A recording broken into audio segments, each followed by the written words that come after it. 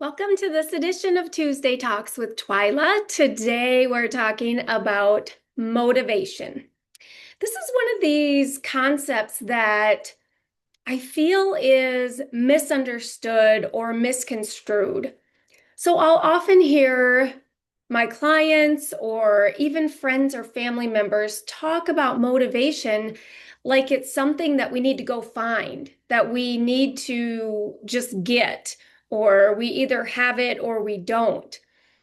And that's an interesting concept because when you go to the Googles and you look up the definition of motivation, this is what it says.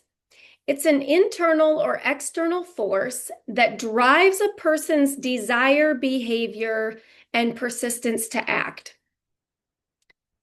So it's the driving force behind our actions. Okay. So if you followed me at all, watched any of my recent Tuesday talks, you know that we talk about how our thoughts create our feelings. And everything we do or don't do in our life is because of how it either makes us feel or how we think it will make us feel. So the driving force of our actions is how we feel. So the other piece of the motivation definition says it answers the why we do something. Why is it important to us? This is definitely something that's inside of us. This is great news, right? We don't find motivation by just sitting there waiting for it to hit us. But I feel like we do this sometimes. And what we're doing is just wasting our life away. I'll do that when I feel motivated. I'll do that when sometimes we'll say when inspiration hits me, but we're really talking about motivation. And we treat it like this external force that's just going to hit us. It's going to come. We're just going to get it. We're just going to have it. We're going to wake up with it one day, right? We treat it like that, which is a way for us to avoid doing the work to create motivation for ourselves. And likely it never comes. The motivation never just shows up magically on our doorstep. And it won't, right? Because we have to create it. We have to create our why. We have to anchor into what's important to us.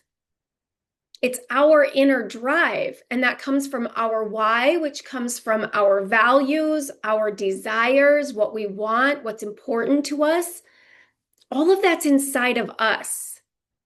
No one can tell us what that is, right? And we have environmental influences around us, right? Our upbringing, our family, our home life, our environment, our work environment, all of those things can influence some of our desires, some of our inner drive and values and things like that. But for the most part, they're just intrinsically ours. They're our heart's desires. It's our heart's values. It's what is important to us. That comes from within.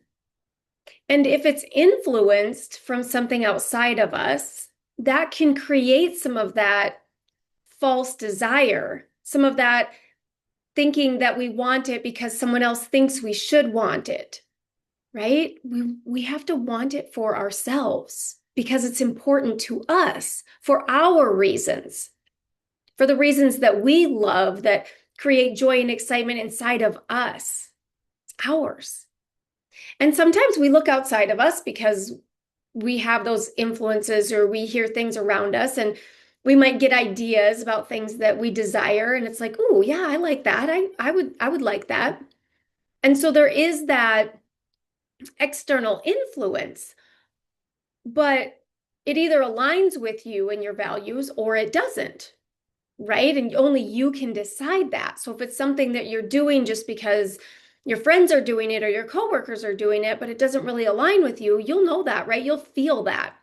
And there won't be a lot of motivation there because you don't have the inner drive. You don't have that intrinsic value for yourself that is the why that makes that important to you.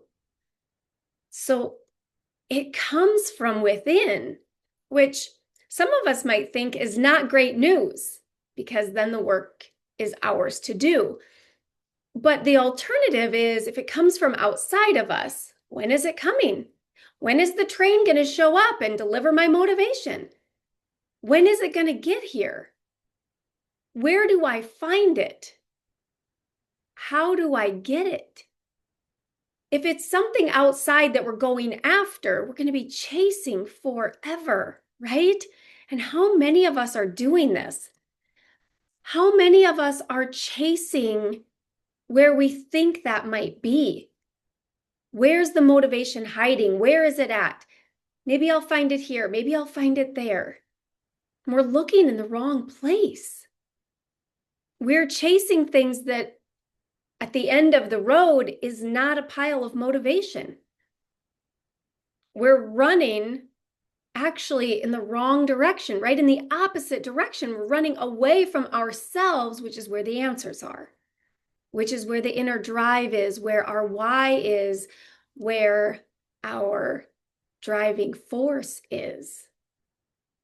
So finding this can be tough, right? Because it's our personal desire, our internal desires, and we get really good at not listening to this, not tapping into it.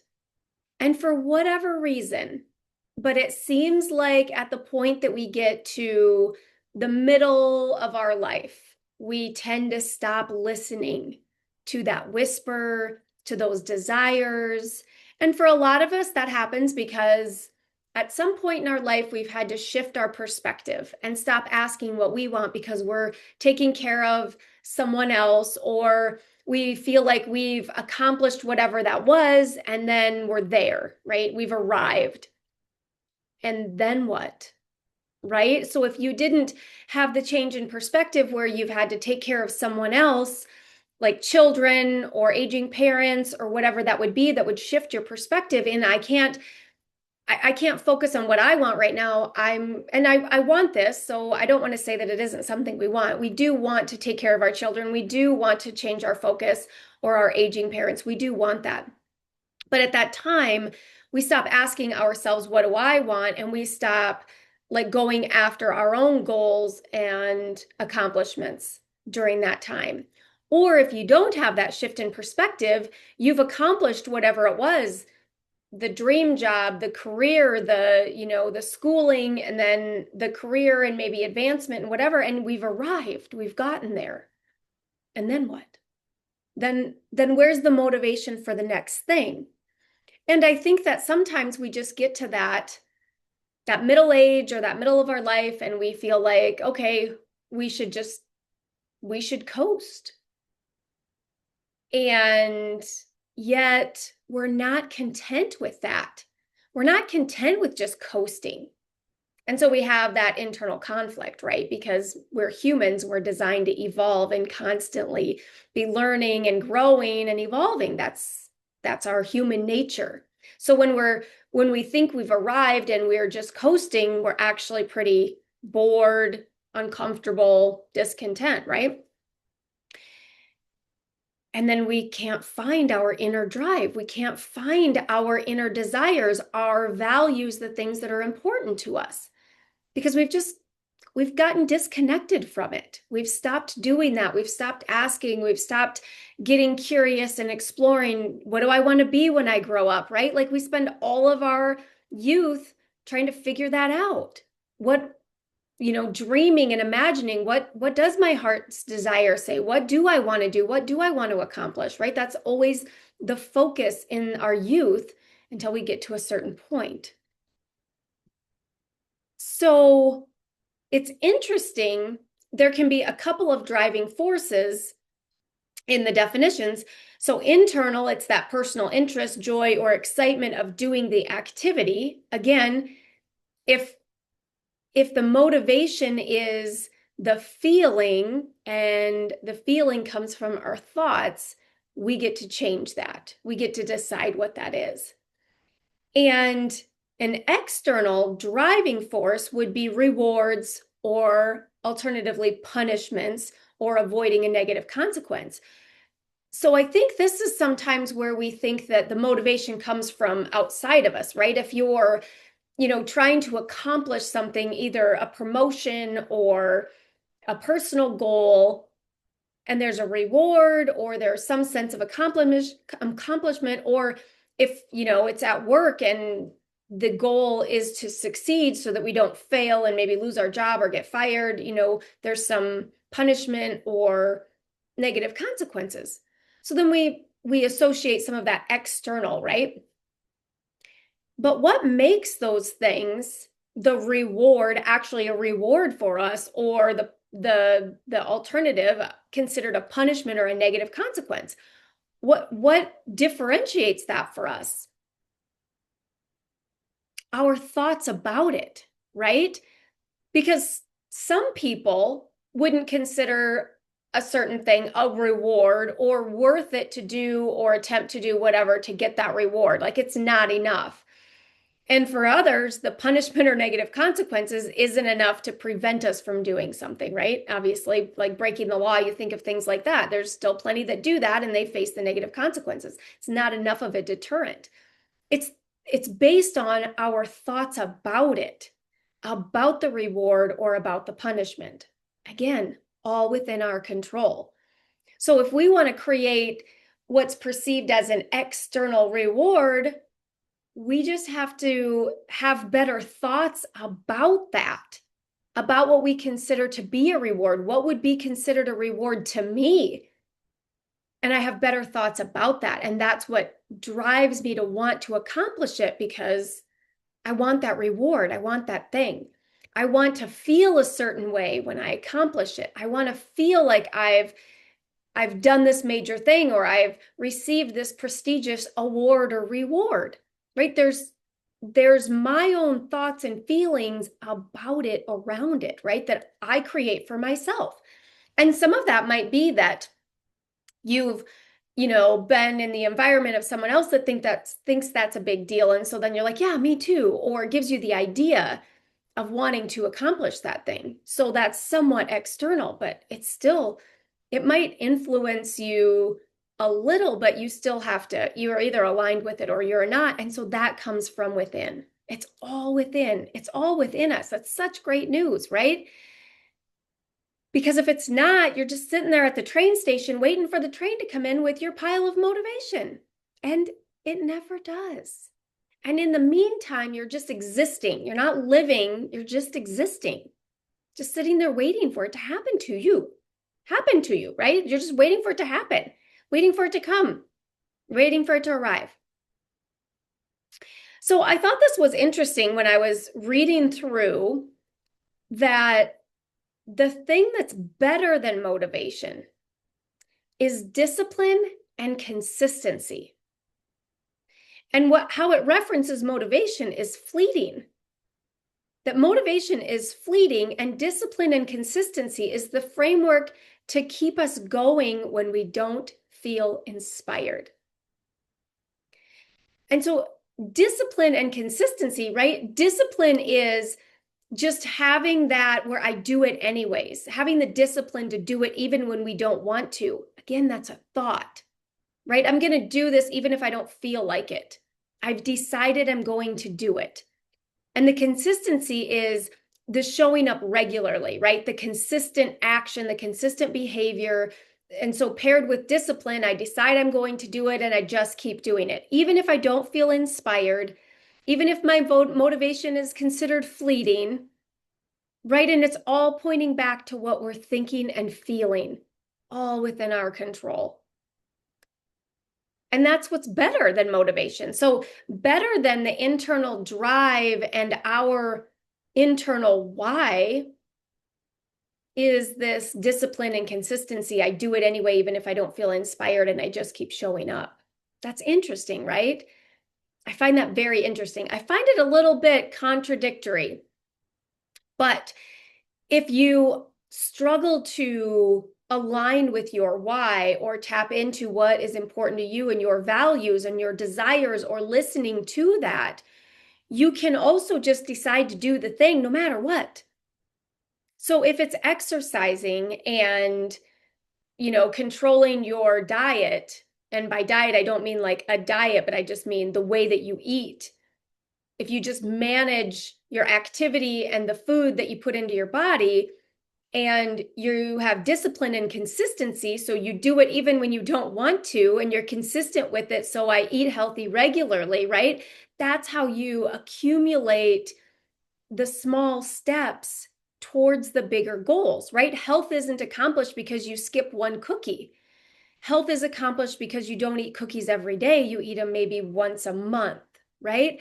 So it's the small steps, the small acts that build up. And that's where that inner drive is so important, and the discipline and the consistency, because there isn't an immediate reward other than feeling accomplished or feeling proud of ourselves every decision or every day, every meal, every activity.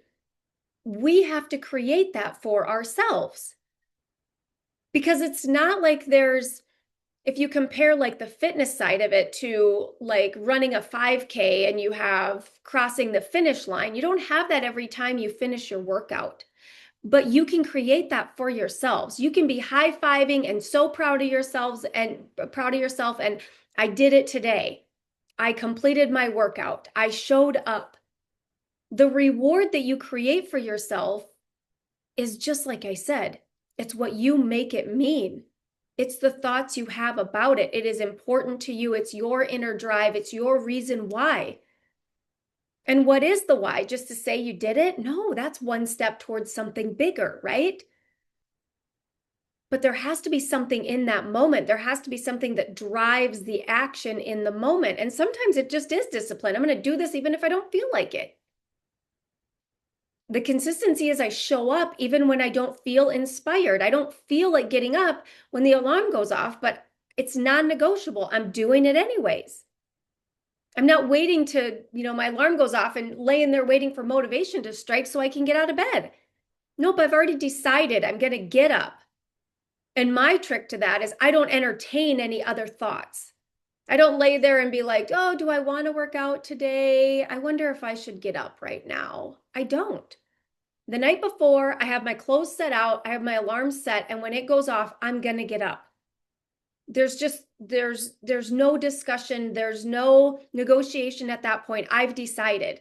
Do I feel inspired? Do I feel motivated? No, but I've decided. I've made the decision, I've made the commitment to myself. The alarm goes off, I get up, I get dressed, and my stuff is right there and I'm ready to go. So the rewards that we create are ours. It's what would be motivating to us. The sense of accomplishment, the knowing that every one of these adds up. And when I can look back over the last month, I can say I didn't miss a workout. I worked out so many times per week for so many minutes of workout. I completed everything that I set my mind to. And I look back over a whole month, I can also see how my strength has improved, my flexibility has improved, right? My health has improved. You don't notice that at the end of the first 30 minutes that you exercise. So you have to create whatever the reward is that would be meaningful to you. What would make it worth it when you're done? It's how you feel about yourself. It's the reward that you create for yourself because of the desire, your why you want to be healthy. You want longevity. You want to be able to move easier, get up off the floor better. You want to be able to get in and out of the car, up a ladder to get something off the top shelf. That's your why, right? You want to be able to get on the floor and play with your grandkids. You want to be able to pick them up, chase them, right? Play with them. Whatever your why is that you want your body to perform a certain way, that's your why. That's your reward. That's what I'm working towards, right? And especially with things like that, because they're not things that you arrive, right? Like you might meet your fitness goals, but that doesn't mean you stop exercising. You might meet your health goals, but that doesn't mean that you stop eating healthy, right? It's a lifestyle. It's a change of the way that you live. So it's just part of your everyday new discipline and consistency. It's not like I get there, I climb the ladder, I'm at the top, and there I sit. No, it's ongoing, right? And so the rewards and motivation and the inner drive, that's ongoing. It's forever, right? It's into perpetuity. It's always there. It's always important to us. And sometimes our perspective shifts, our priority shifts, and things change, and that's okay. But understanding where this comes from, how we create it for ourselves, and why we create it, why it's important, what our values are. So a couple of things that kill motivation, right? So if this is what drives it, this is where it comes from, this is how we create it, what kills it? So this is interesting, right? Because if we have the perspective that motivation is something outside of us and something we have to go find or go get or wait for it to arrive, this lack of motivation or the killer of motivation just further confirms that it's all internal. So unclear goals, goals we set for ourselves, overwhelm or stress, another emotion, fear, another emotion, or lack of appreciation. So this one I find interesting because likely you would think that the lack of appreciation comes from someone appreciating what you've done. And that might be the case, but I'm going to challenge you to turn that internal. Because for the goals of exercising or eating a certain protocol, the appreciation is from yourself. It's your body that can move better. It's your body that feels better. It's your body that has longevity. The appreciation has to come from you. Now, not that like someone else doesn't appreciate that they don't, have to help you do everything because you can do it for yourself, or that your kids appreciate that you can chase the grandchild and they don't always have to be the one to go do it. That you can sit down and play with them without being like, no, sorry, I can't. Like, just that part of it. There is some appreciation there. But the value of the appreciation comes from within. Because if I get appreciation from someone and I really don't care if they appreciate it or not, it doesn't mean anything to me. It's the meaning I give it. Right? And so if my son appreciates that I can get down on the floor and play with his kids, that means a lot to me. Right? If it irritates him and I don't care, it's not motivating to me. It's not a source of motivation. It's also not the lack of, right? It doesn't create the lack of. So appreciation, I think, also has to be internal, because if we don't make it mean anything, it's not going to be a driving force. I also found, so the here on the killer of motivation, here's a couple of other things. So fear of failure, I mentioned fear, right? But specifically fear of failure. This can be a killer of motivation, right? And so what we're doing in that is we're giving into the fear. We are afraid to fail, so we don't even try. And so we don't take action, we don't do the thing. And I think this is one of them where we actually feel or think that we need motivation to, hit us out of nowhere. We need the motivation to come and save us from our fear. Right? And so if you've been listening to this from the beginning, you realize that that's just not the case, because our fear is an emotion and it comes from the thoughts that we think. So if we don't want to feel fear, we have to change what we're thinking. And if we're afraid to fail, we'll never try, right? And almost everything that we do has a risk of failure. And what is failure? It's a lesson, right? It doesn't mean that, this isn't going to work, I can't do this. It just means a setback, or it wasn't what we thought it was. It's a lesson. So we learn and we move on, but we keep going. We keep doing the discipline and consistency. We don't just let the fear of failure or the failure itself be the end of the road, be the decision. Basically, we're just giving up, right? If we're afraid to fail and we don't even try, we're giving up ahead of time. We're not even trying. So the other killers of motivation, lack of clear goals. So we talked about that, ignoring your health, and loss of core identity. So I think this one is very interesting too, because if we feel like we've lost our core identity, we've lost connection with our true desires, with what is aligned for us, what is our desire, what is our values, right? What's important to us, our why. We've lost that because that is who we are. That is our identity. And when we feel like we've lost that, or I feel like it can be where you've just lost it, or it can be where it's changed and it feels lost. Because our identity comes from who we are within, what our desires are, what our values are, what our heart is aligned with. That is our identity. And if you have a major shift in perspective, either a major life change or a job change or a location change, or just internally, like I don't want that anymore, right? Say you're working a job for a significant amount of time and all of a sudden you're like, I want to do something different. That can create that like loss of identity, right? I used to identify as the person that did this and now I want to go do this. I have to shift my identity. I can feel lost in between the who I was and who I'm becoming, and I can feel this loss of identity. And that's really just that disconnection with our true self, our desires, our why, our values.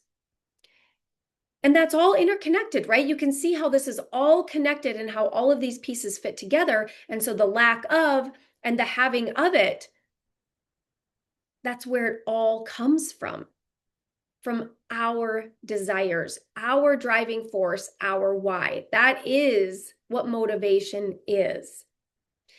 So there's another technical piece of this that I found, which was interesting. Motivation is driven by our brain's reward system. And I think this is, again, just more evidence to prove that it's internal, it's how our brain functions, but also how we think that maybe it needs to come from something external to spark this brain's reward system. So dopamine is released in the brain in anticipation of the reward, which motivates you to act to receive it. Okay, again, the anticipation of the reward is our thoughts about it. We are imagining, we are anticipating the reward. And that anticipation, that feeling that we've created because we've imagined what the reward is going to feel like, that creates that dopamine, which motivates us to do the thing, to act, to get up, to move, to take action. It's internal. We create that anticipation of the reward because of what we think about it, the meaning we give it. We've decided it's important. We've decided we want it. Our want is our desire. It's aligned with our heart's desire, our why, what's important to us. We've given it meaning. We give it meaning, right? How many of you would not run 13.1 miles to cross the finish line and get a medal, right? You have to train, you have to prepare, and then you have to do the thing, and then you get a medal. For some, that is not enough reward.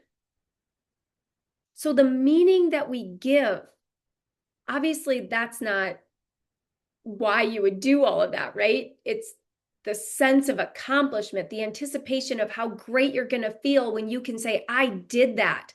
When you can tell people, I've done that. Right? And so that is the anticipation of the reward. And the meaning I give it is that's a huge accomplishment. I'm someone that can say I did that. Some people could care less. Most people, right? There aren't very many marathon and half marathon runners out there as a percentage of the population. So it's not important enough to some people to ever do that. Or they've told themselves, I can't, my body won't do that. Or, I don't have the discipline. I don't have the motivation. I don't, they've just told themselves, right? All internal, all the thoughts that we think, all of the the mental constructs that we have around it, the meaning that we give. So, where do you find motivation? You don't. You create it. You get to create it. And you create it by tapping into your internal desire. What is important to you? Why is it important to you?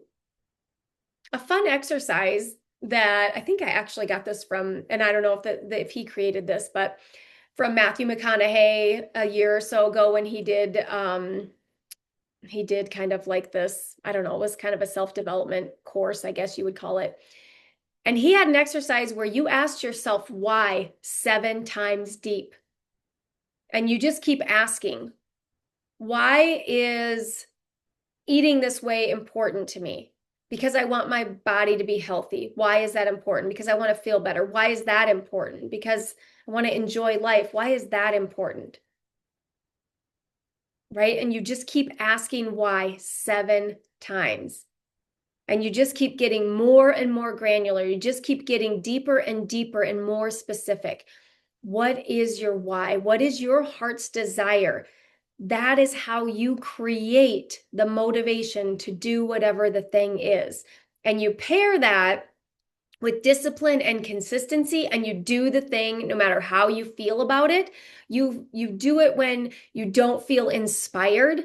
So if your thoughts and feelings create your actions, there is an override, right? If you have a thought feeling combination that has you just sitting on the couch, and then have you ever had that happen where you're just like all of a sudden something shifts and you just get up and go do the thing? Like, oh, I got to go fold that load of clothes. Oh, I got to go put those dishes away.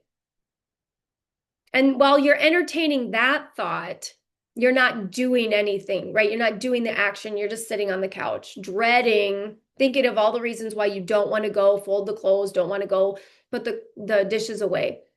And that's the thought feel. You're creating that, right? And you're ruminating on it, and you just have this thought loop of, I don't feel like doing this. I don't want to do it. How come I'm always the one that has to do it? I'm the only one that ever does it. Like, I just wish I never had to do this ever again. Like, where you're just entertaining all of that negative thought pattern. And then something shifts and you get up and go fold the clothes. You get up and go put the dishes away. Like, well, they're not going to fold themselves. Or I want it done before my son gets home from school. Or I want it done before so-and-so asks for it. Or I just want it done so I can just stop worrying about it, or stop fretting about it, or stop feeling bad about it. I'm just going to go get it done, right? Something shifts. Just that simple thought shifts. And your feeling shifts, and you get up and you go do the thing. So even though we say that you're doing the thing without inspiration, or when you don't feel inspired, you have shifted the thought and feeling that made you get up and go do the thing. And so that you can call that discipline, and you can call that consistency, where when the dryer buzzer goes off, I always go fold the clothes and put them away. When the dishwasher's done, I always get up and put the dishes away. Or after we eat, I always wash the dishes and put them all away. Right? That's my least favorite. I hate doing the dishes. I don't know why, because honestly, like, once they're all done, I have like to look at my kitchen and not have the pan on the stove from supper. Or my biggest pet peeve is first thing in the morning when I want to go use the sink and there's a pan of whatever food laced pan with water soaking, and as soon as I turn the water on, it splashes all over me. That drives me nuts. I would rather clean the pan and have my sink be clean in the morning when I come out to start making coffee or get a drink of water, whatever it is, wash my hands, whatever I need to do in the sink. So it's motivating to me to have that cleaned up at night so I don't have to look at that in the morning. So I just do the thing. I'm not like, oh, yay, I get to wash the dishes, right? That's not the motivation. The motivation for me is I don't want that sitting in the sink in the morning when I get up and come into the kitchen. I do not want to see that mess first thing in the morning. Or if it's still sitting there because someone else has put it in there and it's still sitting there in the morning, I want that clean before I'm going to try to cook anything in the kitchen or do anything else in the kitchen. That's the first thing I'm going to do is get that out of the sink because I don't want to be looking at it in the sink. So we have to find for ourselves what that is that creates it for us and understanding those very simple shifts, how they happen, when they happen, get curious about them, notice times, okay, what was it that changed before from when I went to, I don't want to do that, I don't want to do that, to I just went and did it. What was the shift? Because it's so subtle, right? And unless you're hearing me tell you that that's what's happened, you don't even know. Like, I don't know. I was sitting there feeling sorry for myself because I have to fold the clothes and then I just went and did it. Realizing that something in your mind changed, and that shift is the change of the thought and feeling that changed the action. And that's the difference between having motivation, having the inner drive to go do the thing, and not. Either giving in to all the negative thinking or not. Having the discipline to say, I'm going to go do this anyway, even though I don't feel inspired to go fold the clothes. I'm not going to just sit on the couch until I feel inspiration. No, something else shifts. The thought shifts and the feeling goes with it. And then the action goes with it. It has to. It's just the law of the universe. It's the way the world works. And so when I hear these things like these frameworks are what keep you going when you don't feel inspired. No, you might not have felt inspired to go fold the clothes or do the dishes, but you felt something different than, I don't want to do that. I don't feel like doing that. I shouldn't have to be the one that does that. Whatever that other story was that you were telling yourself, it's different than that. It might not be inspiration, but it's whatever it takes for you to get up and go do the thing, whatever that is for you. And it's different for all of us. It's your inner drive, which is specific to you. So you just have to find that and ask yourself, what is that? What drives me? What is my why? What is important to me? What are my values? That is the foundation of all of this work. What is important to you? What is the meaning that you give? What is the way that you appreciate what you do, what you accomplish?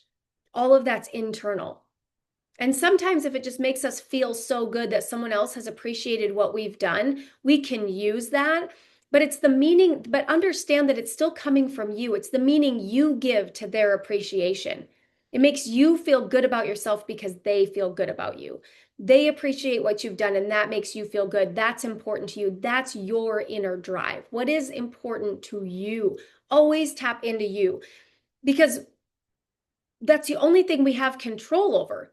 Someday you might do something that they don't appreciate. And then what? You're never going to do it again? But it's something that is really aligned and important to you. So that's why you do it, not to get the external appreciation, not to get the external reward. It's the meaning you give to all of that external thing. It's important to you.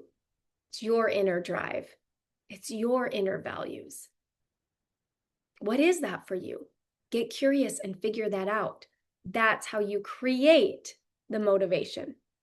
So with that, let's go find our inner drive. Let's find our values. Let's find our why. Let me know how that's going. I would love to hear. I feel like this is a challenging one. So I hope that this works to get you moving, get you changing some things. Let me know how it goes. Until I'll see you next week.